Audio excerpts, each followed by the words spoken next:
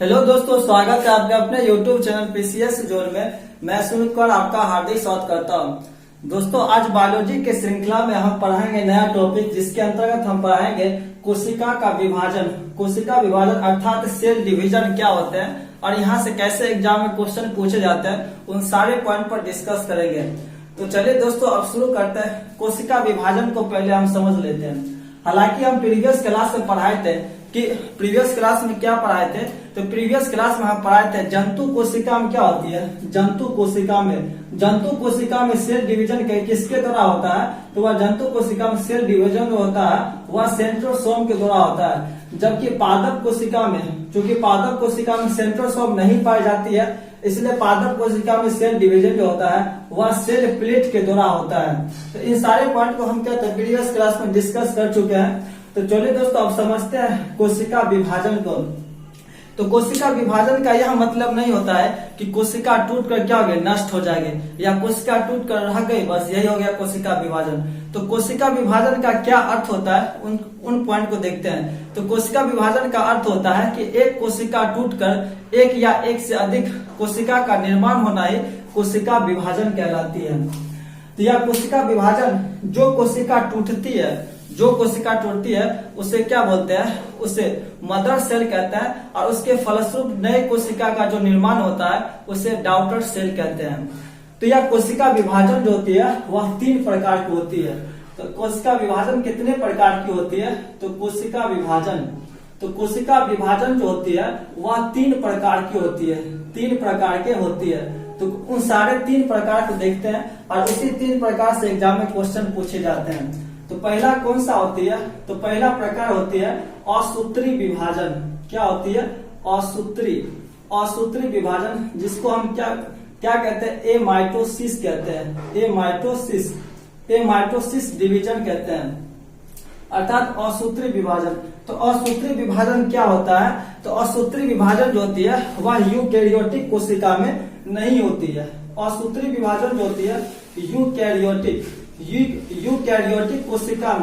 Eukaryotic कोशिका में क्या होती है, यह असूत्री विभाजन नहीं होती है। यूकैरियोटिक कोशिका क्या होती है, जिसके अंतर्गत पेड़ पौधे जीव जंतु आते हैं। और क्या होता है यह असूत्री विभाजन, तो फिर किसमें होता है, तो यह प्रोकैरियोटिक कोशिका में होती है। तो प्रोकैरियोटिक कोशिका में क्या होता है, कोशिका विभाजन होता है। तो आप याद रखिएगा, यह असूत्री विभाजन जो होता है वह यूकैरियोटिक कोशिका में ना होकर प्रोकैरियोटिक कोशिका, अर्थात जीवाणु विषाणु जितने भी सूक्ष्म जीव होते हैं उसमें यह कोशिका विभाजन होता है। लेकिन यह असूत्री विभाजन जो होता है वह बिल्कुल साधारण तरीके से होता है। क्यों? क्योंकि प्रोकैरियोटिक कोशिका में बहुत सारे अंग नहीं पाए जाते हैं, या क्या तो अविकसित कोशिका के समान होती है। इसमें कैसे होता है विभाजन, सामान्यतः यह क्या, यदि क्या यह एक कोशिका है, या एक क्या मान लेते हैं, यह एक कोशिका है, इसके अंदर केंद्रक है। हालांकि प्रोकैरियोटिक कोशिका वास्तविक केंद्रक नहीं होती है। तो जब भी सेल डिवीजन होता है, तो यह कोशिका क्या होती है, यह कोशिका फूल जाती है। फूल कर इसकी क्या होती है, आकृति बड़ा हो जाती है, और क्या होता है वो कुछ देर के बाद क्या होता है, यह कोशिका फूलकर या ऐसे करके पचकने लगती है। जिसके साथ इसका केंद्रक भी क्या होता है, या पचक जाता है, और जिसके फलस्वरूप क्या होती है, यह दो कोशिका में क्या होती है, बट जाती है। तो क्या होता है, बिल्कुल ही साधारण तरीके से होती है, किसमें, प्रोकैरियोटिक कोशिका में सेल डिवीजन। तो आप समझ गए होंगे कि सेल डिवीजन जो होती है अर्थात असूत्री विभाजन क्या होता है, यह समझ गए होंगे। चलिए दोस्तों, अब दूसरा पॉइंट को देखते हैं। एक होता है समसूत्री विभाजन। क्या होता है, समसूत्री विभाजन, जिसको हम क्या कहते हैं, माइटोसिस कहते हैं, माइटोसिस डिवीजन कहते हैं। तो यह समसूत्री विभाजन किसमें होता है, तो यह आप याद रखिएगा, यह समसूत्री विभाजन जो होता है यह यूकैरियोटिक कोशिका में होता है। यूकैरियोटिक कोशिका में होता है, अर्थात यूकैरियोटिक कोशिका के अंदर कौन कौन आते हैं, पेड़ पौधे जीव जंतु आते हैं। तो समसूत्री विभाजन क्या है, तो इसमें क्या होता है, जितने कोशिका टूटते हैं उतने ही कोशिका का निर्माण होता है, इसलिए इसे क्या कहते हैं, समसूत्री विभाजन कहते हैं। तो समसूत्री विभाजन जो होता है वह कायिक कोशिका, समसूत्री विभाजन किसमें होता है, तो कायिक कोशिका में होता है। और हमारे शरीर में जो है हमारे शरीर में 99% जो कोशिका होती है वह कायिक कोशिका होती है। तो यह कायिक कोशिका क्या होती है, जिसके द्वारा हमारे शरीर की काया बना हुआ है, उसे हम क्या कहते हैं, कायिक कोशिका कहते हैं। तो हमारे शरीर जो है 99% कायिक कोशिका से बनी हुई है, सिर्फ 1% जो है वह जनन कोशिका की बनी हुई है। और यह जनन कोशिका जो होती है मेल के रूप में क्या होती है, स्पर्म के रूप में अर्थात शुक्राणु के रूप में, और फीमेल में क्या होती है, अंडाणु अर्थात ओवम के रूप में पाई जाती है। और यह समसूत्री विभाजन जो होती है अत्यधिक, अगर शरीर के अंदर क्या होती है अत्यधिक कोशिका का विभाजन हो जाती है तो वह कैंसर नामक खतरनाक बीमारी भी उत्पन्न हो जाती है। मान लेते हैं कहीं पर चोट लगी या कहीं पर घाव हो गया तो वहां की कोशिका मर जाती है और वह क्या, तो वहां काला हो जाता है। तो वहां पर कोशिका जब मर जाती है तो उसको साफ करने का काम कौन करता है, लाइसोसोम। कैसे करता है, तो वह अपना जल अपघटक जो एंजाइम होता है, हाइड्रोलाइटिक एंजाइम, उसे छिड़क देती है, जिससे वह क्या होता है, वह दाग समाप्त हो जाता है। लेकिन वहां जो कोशिका मरी हुई है उसको पुनर्भरण कौन करता है, तो उसके अगल बगल की जो जिंदा कोशिका होती है, जो जीवित होती है, उसमें जो सेंट्रोसोम पाए जाते हैं वह कोशिका का विभाजन करती है। उसके फलस्वरूप क्या, तो वहां की जो कोशिका मरी हुई रहती है वहां क्या, तो पुनर्भरण हो जाता है। लेकिन जो हमारे शरीर में समसूत्री विभाजन होता है वह क्या होती है, यानी 100 कोशिका टूटी तो 100 कोशिका बनी। तो अगर 100 कोशिका की जगह पर 110 या 200 भी बन जाती है तो कोई दिक्कत नहीं। अगर 100 कोशिका टूटी और क्या, तो 1 लाख 2 लाख कोशिका यदि बन जाती है और यह लगातार बनते जाती है तो वहां की शरीर को जो अंग होता है वह क्या, तो उठ जाती है, जिससे क्या, तो ऑपरेशन करके काटना पड़ता है। अगर उससे भी अगर ठीक नहीं हुई, लगातार कोशिका का विभाजन हो रहा है, तब क्या होती है, एक ट्यूमर नामक बीमारी हो जाती है, जिसमें क्या होता है, कीमियोथेरेपी नामक इलाज की जाती है जो कैंसर से रिलेटेड है।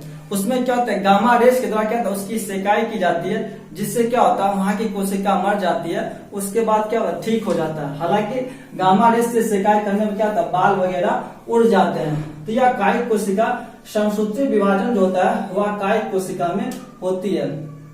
लेकिन यह समसूत्री विभाजन जो होता है, समसूत्री विभाजन के 5 अवस्था होती है। समसूत्री विभाजन के कितनी अवस्था होती है, समसूत्री विभाजन के 5 अवस्था होती है। समसूत्री विभाजन के कितनी अवस्था होती है, तो समसूत्री विभाजन की 5 अवस्था होती है। और इसी 5 अवस्था से एग्जाम में क्वेश्चन बहुत ही पूछे जाते हैं। तो पहला कौन सी अवस्था होती है, तो पहला होती है इंटरफेज। तो समसूत्री विभाजन की पहली अवस्था होती है इंटरफेज। दूसरी अवस्था होती है प्रोफेज होती है। दूसरी अवस्था क्या कहलाती है, तो दूसरी अवस्था जो है वह प्रोफेज कहलाती है। तीसरी अवस्था क्या कहलाती है, तो तीसरी अवस्था जो है वह मेटाफेज कहलाती है। और चौथी अवस्था क्या कहलाती है, चौथी अवस्था जो है वह एनाफेज कहलाती है। और पांचवी अवस्था जो है वह टेलोफेज कहलाती है। पांचवी अवस्था क्या कहलाती है, तो पांचवी अवस्था जो है वह टेलोफेज कहलाती है। यह इंटरफेज जो होती है कहते हैं सबसे बड़ी अवस्था होती है। तो सबसे बड़ी अवस्था कौन होती है, वह इंटरफेज क्या होती है, सबसे बड़ी अवस्था होती है। और सबसे छोटी अवस्था कौन होती है, तो यह एनाफेज होती है, सबसे छोटी अवस्था। तो सबसे छोटी अवस्था कौन होती है, वह एनाफेज होती है। अगर हम आपको बोल दे कि इस 5 जो अवस्था पाई जाती है, कहता है इनमें से अगर किसी एक अवस्था को दे दिया जाए कि कौन सी ऐसी अवस्था है जिसको आप लेंगे और एक अवस्था से आप 5 अवस्था को अध्ययन कर लेंगे, तो इसमें क्या, अगर हम इंटरफेज को चुनते हैं तो इन सारी अवस्था को हमको अध्ययन करने में दिक्कत होगी। अगर हम टेलोफेज को चुनते हैं तो इधर की सारी अवस्था को अध्ययन करने में दिक्कत होगी। अगर हम बीच वाले को चुनते हैं तो इधर भी जानकारी मिल जाएगी, इधर भी जानकारी मिल जाएगी। इसलिए मेटाफेज जो होती है वह अध्ययन की सुविधा के लिए अध्ययन की सुविधा के लिए क्या होती है, अच्छी मानी जाती है। तो अध्ययन की सुविधा के लिए अच्छी कौन होती है, तो वह जो बीच की जो अवस्था होती है मेटाफेज, वह क्या होती है, अध्ययन की सुविधा के लिए अच्छी मानी जाती है। अब देखिए कोशिका विभाजन जो होता है, कोशिका इन सारे अवस्था को देखते हैं। लेकिन हम जानते हैं कि कोशिका जो होती है, मान लेते हैं यह कोशिका, इसमें क्या होता है, सेंट्रोसोम पाई जाती है, एंडोप्लाज्मिक रेटिकुलम पाई जाती है, लाइसोसोम पाई जाती है, राइबोसोम पाई जाती है, और क्या होता है, बहुत सारी चीज पाई जाती है। लेकिन यह कोशिका विभाजन जो होता है वह क्या होता है, बहुत ही बारीकी से करनी पड़ती है। तो ऐसा नहीं है कि किसी भी तरह से कोशिका विभाजन कर दिए। तो अगर ऐसा करेंगे तो क्या जो कोशिका विभाजन हुआ तो पता चला कि कोशिका के अंदर जो अंग है, कुछ अंग जो है सारे अंग क्या आधे में चल गए और जो दूसरा विभाजन हुआ उसमें कुछ नहीं गए। तो इस तरह से क्या तो विभाजन नहीं किया जाता है। तो जब भी कोशिका का विभाजन किया जाता है इसमें क्या होता है प्रमुख अंगों को ध्यान में रखा जाता है। जैसे लाइसोसोम क्या होता है जब भी विभाजित होगी, अगर हम ठीक ढंग से लाइसोसोम को विभाजन नहीं करेंगे तो उसमें जो जल अपघटक एंजाइम होती है वह बाहर निकल जाएगी, जिससे उस कोशिका को क्या करेगी नष्ट कर देगी। और वही बात केंद्रक में भी याद रखा जाता है कि ठीक से विभाजन करने के समय केंद्रक के अंदर ही क्या होती है क्रोमोसोम पाई जाती है। अगर कोशिका का विभाजन हुआ अर्थात 2 भागों में बटी, अगर क्रोमोसोम एक ही भाग में गई और दूसरे भाग में नहीं गई तो दूसरे भाग में जो नहीं गई वह जो कोशिका होगी उसमें क्रोमोसोम नहीं होगी, जिससे क्या होगा नेक्स्ट जनरेशन में क्या होगा आनुवंशिकता का स्थानांतरण नहीं हो पाएगा। तो इन सारे बातों क्या होता है कोशिका विभाजन के दौरान याद रखी जाती है। तो चलिए दोस्तों अब जो है इस 5 अवस्था को देखते हैं, यहाँ से क्या क्या विशेषता होती है उन सारे पॉइंट को हम देखते हैं। तो दोस्तों हम इधर के भाग को मिटा रहे हैं। तो चलिए दोस्तों हम इन 5 अवस्था को देखते हैं। या जो इंटरफेज होती है, इंटरफेज अर्थात पहली अवस्था क्या होती है, पहली अवस्था अर्थात इंटरफेज में इंटरफेज क्या होता है, इंटरफेज में क्या होता है पहली अवस्था अर्थात इंटरफेज में क्या होता है क्रोमोसोम का विभाजन किया जाता है। क्रोमोसोम का विभाजन किया जाता है।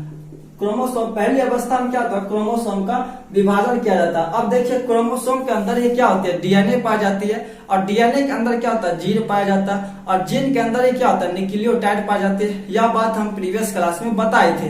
तो यह जो होती है पहली अवस्था में क्या होती है इंटरफेज जो होती है उसमें क्या होता है क्रोमोसोम का विभाजन किया जाता है। पहली अवस्था अर्थात इंटरफेज में क्या होता है क्रोमोसोम का विभाजन किया जाता है।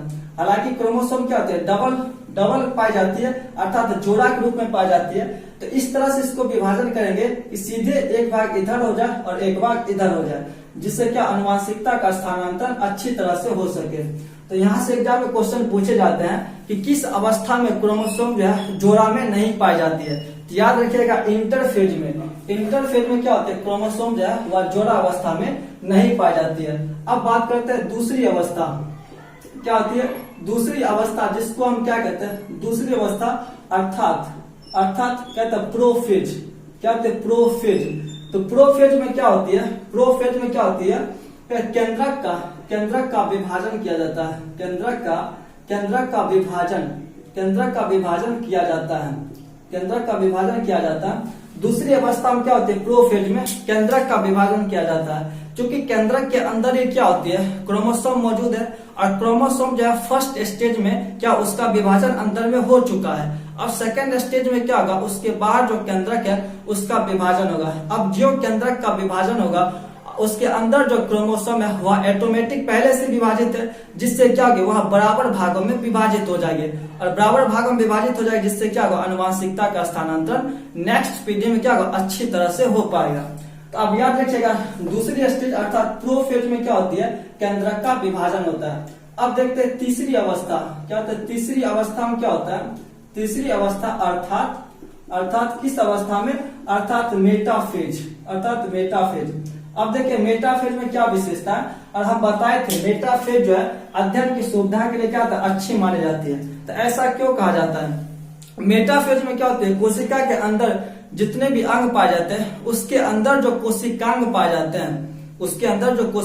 जाते हैं अर्थात मान लेते हैं यह क्या है एक कोशिका है, मान लेते हैं यह एक क्या कोशिका है, यह एक कोशिका। इस कोशिका के अंदर क्या होती है केंद्रक पाई जाती है, माइटोकॉन्ड्रिया पाई जाती है, लाइसोसोम पाई जाती है, एंडोप्लाज्मिक रेटिकुलम और बहुत सारे अंग राइबोसोम पाई जाती है और बहुत सारे क्या होते हैं अंग पाई जाती है। और इस अवस्था में क्या होते हैं तीसरी अवस्था अर्थात मेटाफेज में कोशिका के अंदर जितने भी कोशिकांग होते हैं अब वह विभाजन करने के लिए वह तैयार हो जाती है।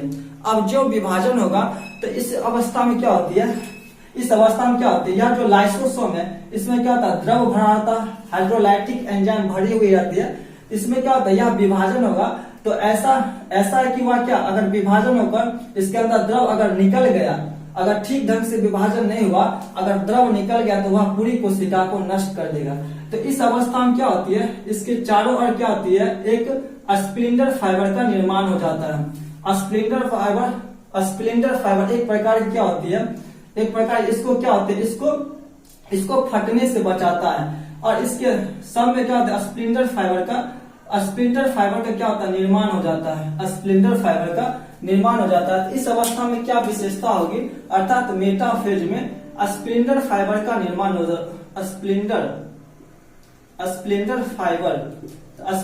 फाइबर का निर्माण हो जाता है, जिससे क्या होता है, कोशिका फटने से बच जाती है। तो इस अवस्था में क्या होता है, या लाइसोसोम यानी सभी पर क्या होगा, सभी पर क्या स्प्लिंटर फाइबर का निर्माण हो जाएगा, जिससे कोशिका को फटने से बचा लिया जाता है। या जो स्प्लिंटर फाइबर है, इसको क्या कहा जाता है, स्प्लिंटर फाइबर को तुर्क धागा, स्प्लिंटर फाइबर या फिर इसको क्या कहा जाता है, तुर्क धागा कहा जाता है। तो यह निर्माण किस अवस्था में होती है, यह मेटाफेज अर्थात तीसरी अवस्था में होती है। अब देखते हैं चौथी अवस्था।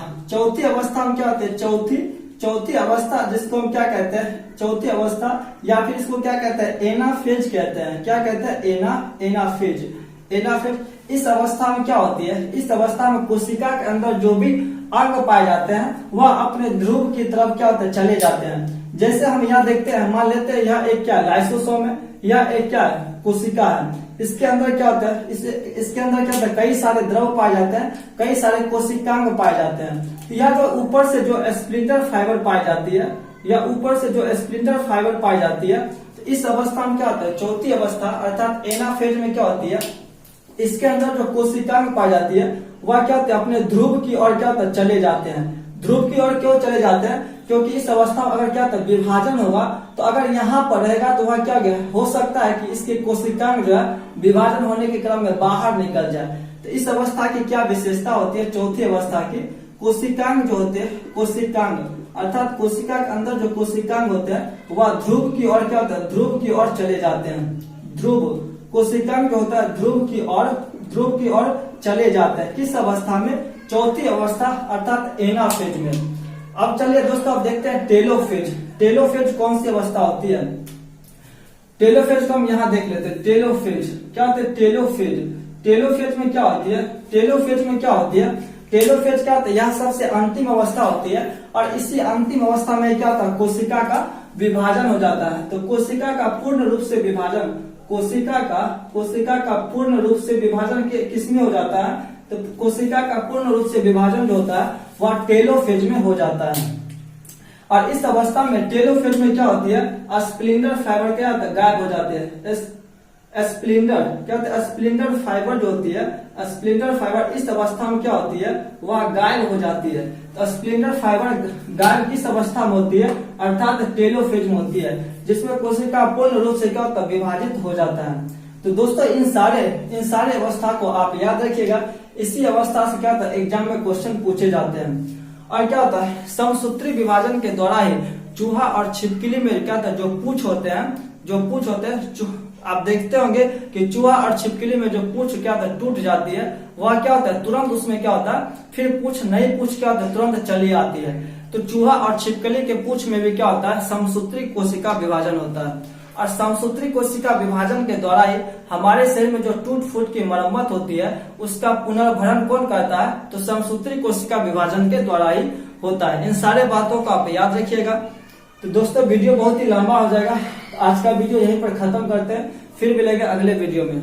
यह वीडियो कैसा लगा आप कमेंट करके जरूर बताइएगा। थैंक यू दोस्तों।